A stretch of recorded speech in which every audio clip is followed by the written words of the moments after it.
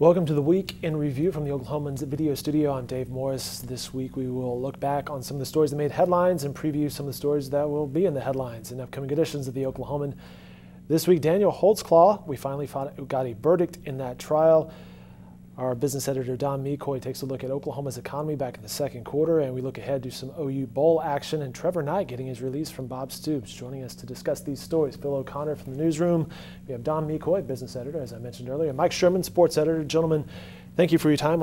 It's been a busy news week, and it's a busy Friday as well. Thank you for your time. Thanks for being here. Phil, last night we finally got a verdict in the Daniel Holtzclaw trial. He's the former Oklahoma City police cop. Found guilty on 18 of 36 counts. Kind of recap the coverage we had last night. Great job. I was at the courthouse working with Kyle Schwab and Nolan Clay, Nate Billings, a cast of thousands behind the scene here. Take us what the next day coverage looks like. Well, we're going to be looking at some of the reaction from the community, including the police chief, including some of the people who have protested outside of the court during the trial.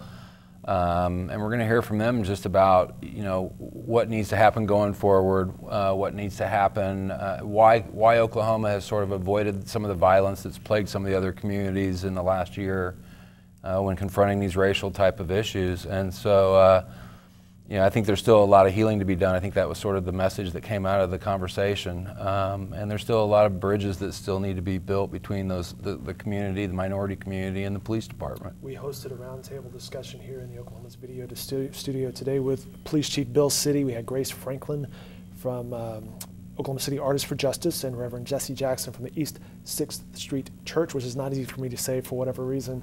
They alluded to that the conversation among the community has been good enough to have prevented some bad stuff from resulting from that. We also heard from the victims this morning and some of the other people on the victims' side. The press conference was held on the south side of the courthouse today, and the next question, of course, there's a couple things still outstanding, which is the sentence that he's going to get, and there's also the issue of the civil lawsuits that the city now faces. I think 5 of the victims now have filed civil lawsuits, and the exposure is, well, we don't know what the exposure is. We'll leave that to the court to decide, but there are some who worry that the city could be on the hook for millions more in civil settlement. So we had a civil discussion here. You're looking at Daniel Holtzclaw being taken from the courtroom last night. We had a civil discussion today. Across the street at the courtroom, or outside the courthouse, there was still there was definitely some venom there, and rightly so, from those directly involved in this. Yeah, to me, it was kind of a strange argument that was being made there. I mean, I think their main complaint was that there wasn't more national coverage of the issue.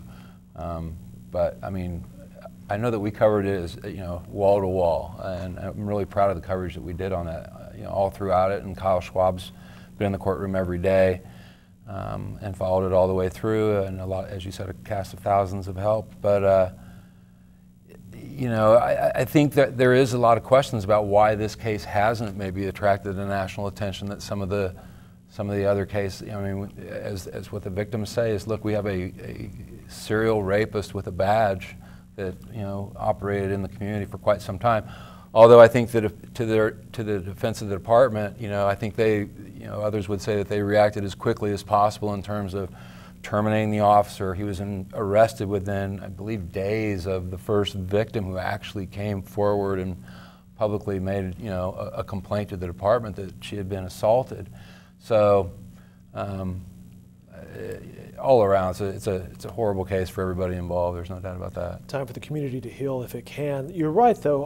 On Twitter last night, hashtag Holtzclaw was dominated from a national perspective. A lot of people from around the country were weighing in on, hey, why don't we know about this? Hey, CNN, USA Today, various media outlets, why aren't you guys covering this?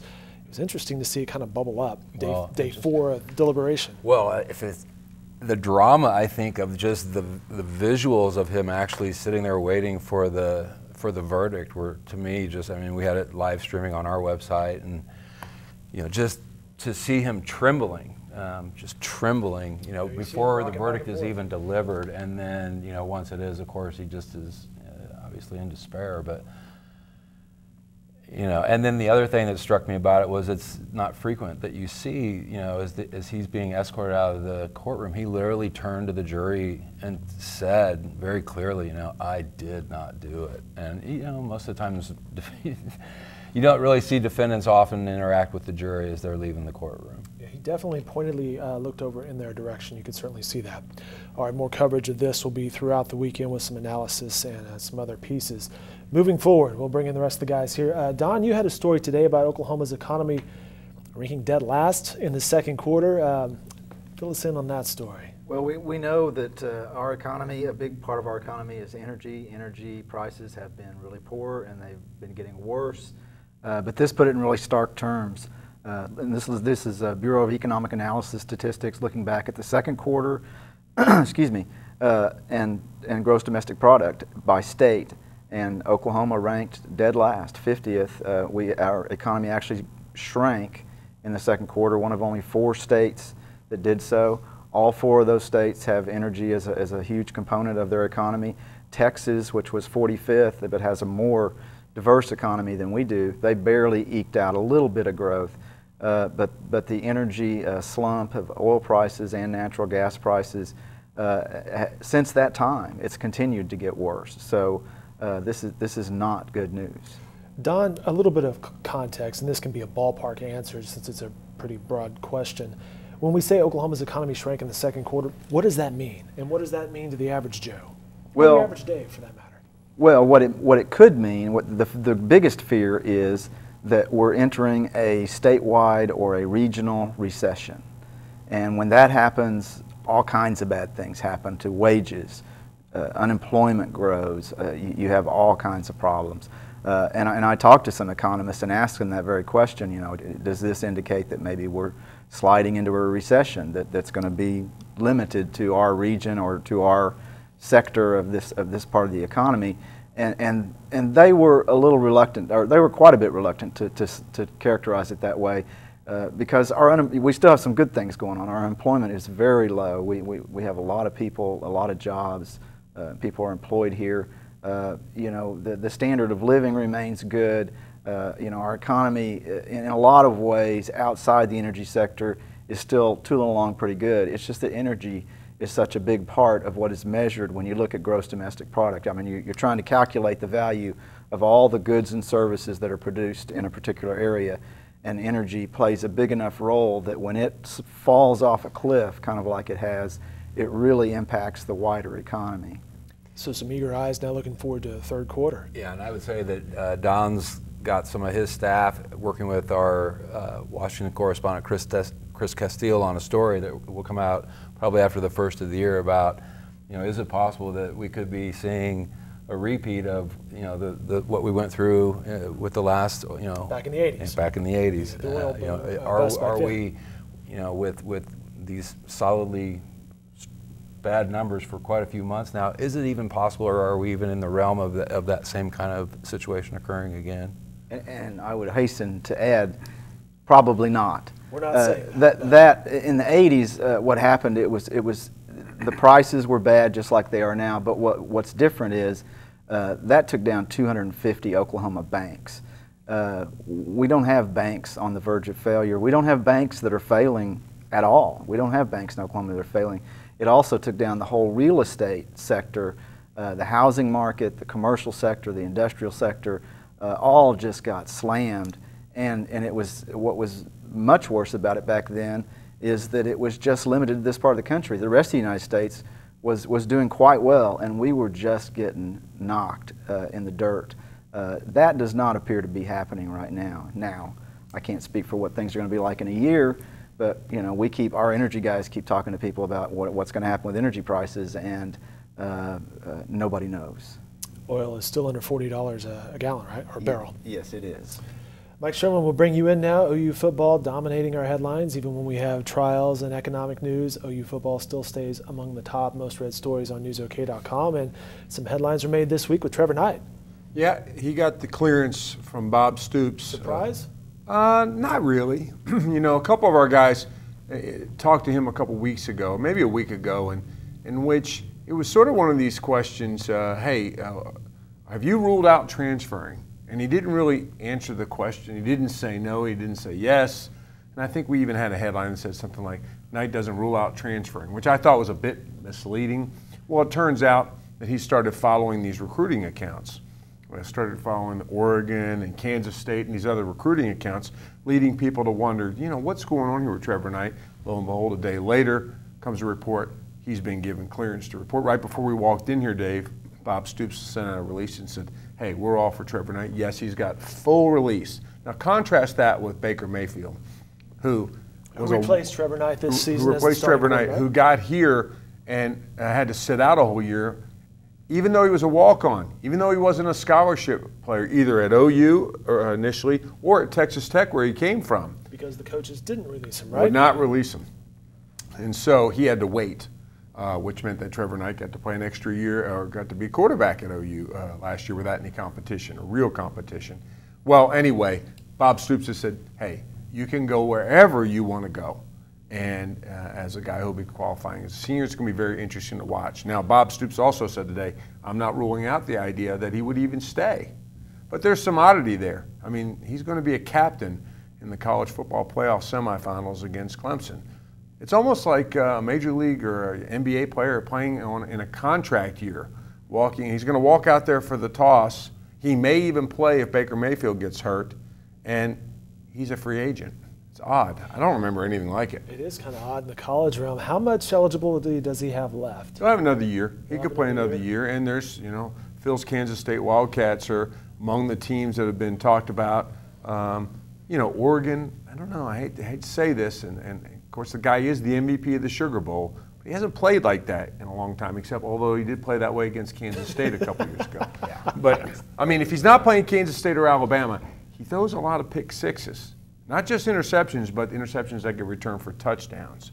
So he's a great leader, good player, not a great player, hasn't been that. So it's kind of odd to see. It'll be interesting to see where he winds up. Seemed like a pretty decent kid when we were talking to him at Big 12 Media Days months ago down in Dallas. You want to see him in the purple? Yeah, well, does OU always let people, I think, I read that right, that that's typical that they'll let people walk without making them? Brandon Williams, guy, running back, went to Texas A&M.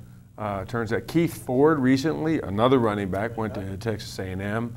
I just think that's really classy. I really do, because I mean you're talking about a kid's athletic future, and I think when college coaches force a kid to sit out of the game they love, especially in college where it's a limited time that you get to play, they're not going on to the pros. I just think that's a really classy thing to do. So go way back to Troy Aikman. They helped him. They helped him get to UCLA. Sure. Right. You know, a lot of this is under scrutiny now. You have the Russell Wilson rule, where the NCAA passed a rule that said if you graduate, if you get your degree, and the school that you're at does not offer the course of study that you would like to go get your advanced degree in, you can transfer and be immediately eligible. So that's come up a lot. I mean, heck, the quarterback, I think right now at Michigan was formerly at Iowa. Maryland had a quarterback that went somewhere. Dax Garman, I don't know where he is. He's at Maryland now, but he was at OSU. And so these quarterbacks are bouncing around quite a bit. And we've kind of gotten used to it. OSU's got a couple guys. Wes Lunt, well, that's interesting. You know, Gundy did not give him that release quite the same way. But I think as sort of the coverage of this and the exposure to it, coaches want to look good. It's a recruiting thing. I mean, you go into somebody's living room, you tell their mother, we're going to take care of you. But what if something doesn't turn out? Doesn't work out? Are you going to make me stay? It's really good for Bob Stoops to say, you know what, we're for the kid. We're the athlete. We want to make sure they find a good place that they can live out their college dreams. You mentioned Iowa. Wild game last night. Iowa and Iowa State. Iowa State ranked number 4 in the country or something. They were down by 20 points. They stormed back. They win it by 1 point at the end. And where I'm going with this is a sports columnist. Randy Peterson. Yeah. Got caught as the fans stormed the court compound, broke a couple bones in his leg. I was at the Myriad in 1991. Norman High was trying to finish undefeated in the high school basketball state championship for the first time since Alvin Adams and PC did it. Been like 20 years since anybody did it, and it was Norman Moore. Well, in those days, we were really drawing big-time crowds for high school basketball games, and it was a full Myriad, and I could feel the crowd coming over the. And I think Andrew Gilman or somebody was sitting next to me. I can't remember. And I just said, "Hey, here they come. Be careful." No, I tell you what, Andrew Gilman at that point, a colleague, he was a Norman High student. I think he's the one who did jump over me. But anyway, I've been in those situations. Our reporters were in Oregon. Remember the famous OU Oregon game where the onside kick that was not, that Alan Patrick recovered, that they gave it to Oregon? What a bogus call that was. Anyway, the Ducks and their fans stormed the field. Barry Trammell, John Helsley, George Schroeder were there, you know, hugging the wall as best they could. Orders are to stay out of the way. Right. I'm trying to figure, you know, I haven't read closely. I know Randy. I haven't read closely about how he got in the middle of that. But the best thing to do is to buckle down and stay in your seat. He tweeted today that he wasn't trampled, but he may have locked legs with somebody, so it doesn't sound good. All right, let's wrap this up. Upcoming stories in the sports section. Well, you know, we haven't talked at all about OU Clemson, which is, you know, a fairly significant game. Yeah, I mean, now we get a taste of the new college football playoff. We'll be writing about that extensively. Looking ahead to next Sunday, in fact, we have a Back to the Future theme of our college football bowl preview. You've got OU and OSU playing teams they played before. You got OU going back to the Orange Bowl, back to LaFontainebleau, back to the place, you know, for 11 years, 8 times in 11 years, OU played in the Orange Bowl. There's people like me who were coming of age in this state at the time when it was just a given. They were going to end the season in the Orange Bowl. Hadn't been that case for a long time. So we're going to look at that from every which way but loose, and I think we got a good theme. It's like a Clint Eastwood reference. It's a different movie. Yeah. Don, business section stories coming up. Well, Steve Lackmeyer is going to take a look at the Plaza District, which was once a neglected area that has really bloomed, and there's still a lot of momentum going there, and he's going to be looking at some of the infill that's taken place and is going to be happening there in the coming years, I guess. And we'll also have a conversation with John Higginbotham, who's the Oklahoma City Market President for BOK Financial, which is the parent of Bank of Oklahoma. And he's a big player in the local market. He's also one of the guys who helped convince them to build the new tower that's going up just a little bit west of here. And so we'll talk to John about that. Some good pizza and sandwiches can be found over in the Plaza District, that's for sure. Phil, from the news side. We'll be following up on the Holtzclaw verdict, including a transcript of the conversation today with the chief and some of the other people in the community. Very good. These stories and more in upcoming editions of the Oklahoman and continuing coverage online at newsok.com. Gentlemen, thank you for your time. Have a great weekend.